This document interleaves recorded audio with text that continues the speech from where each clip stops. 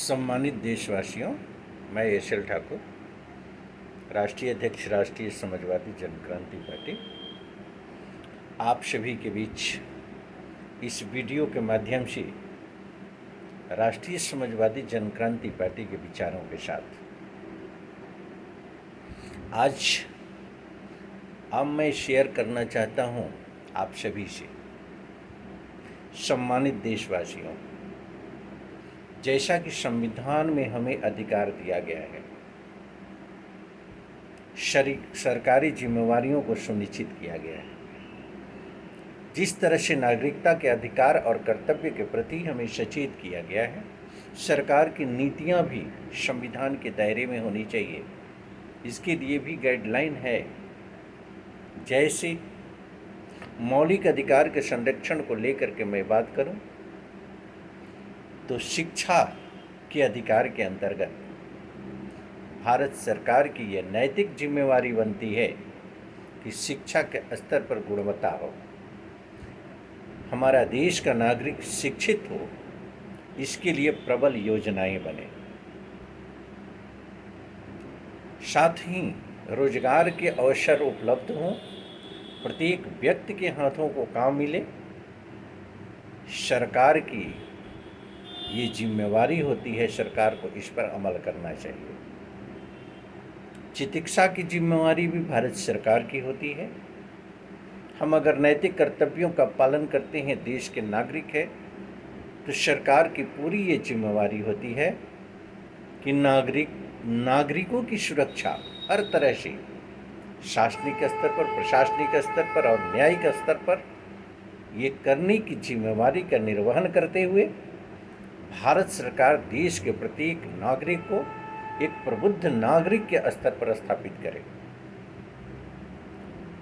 सच्चाई यह है कि आज हम अपने अधिकार और कर्तव्यों के प्रति भी सचेत नहीं हैं। राष्ट्रीय समाजवादी जनक्रांति पार्टी इस मिशन को अपने प्रबल स्थापित करना चाहती है कि देश के अंदर, नागरिकों के अंदर एक ऐसी चेतना पैदा किया जाए कि प्रत्येक नागरिक ये सोचने के लिए प्रयास करना आरंभ कर दें कि हमारा नैतिक कर्तव्य क्या है,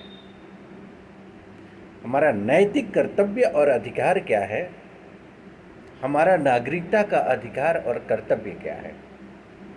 अगर ईमानदारी से ये हम इसका पालन करना शुरू कर देते हैं तो आमूलचूल परिवर्तन तो यहीं से शुरू होगा। तो मैं विशेष आकर्षित करना चाहता हूँ इस विचारधारा को बल देने के लिए भारत सरकार की निगाहें।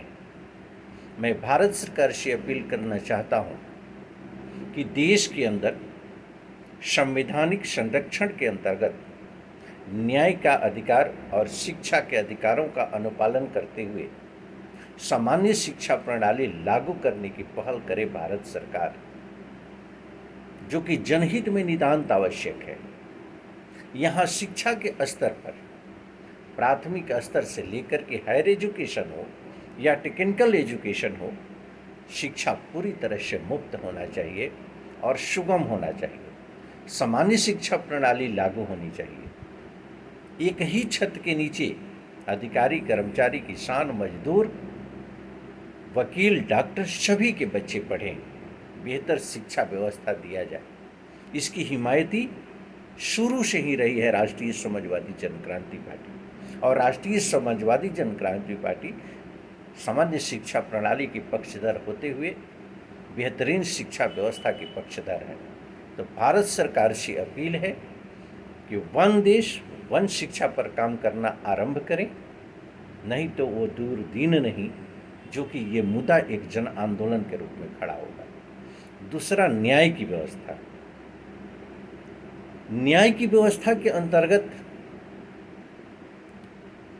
एक जिस तरीके से हम अदृश्य शक्ति को मान करके चलते हैं, अध्यात्म से जुड़ा हुआ प्रत्येक व्यक्ति यह मानता है कि भगवान की यहाँ न्याय मिलता है, उस अदृश्य शक्ति के पास न्याय मिलता है और उनका कहीं भी किसी तरीके का कोई रवैया पक्षपातपूर्ण नहीं होता है।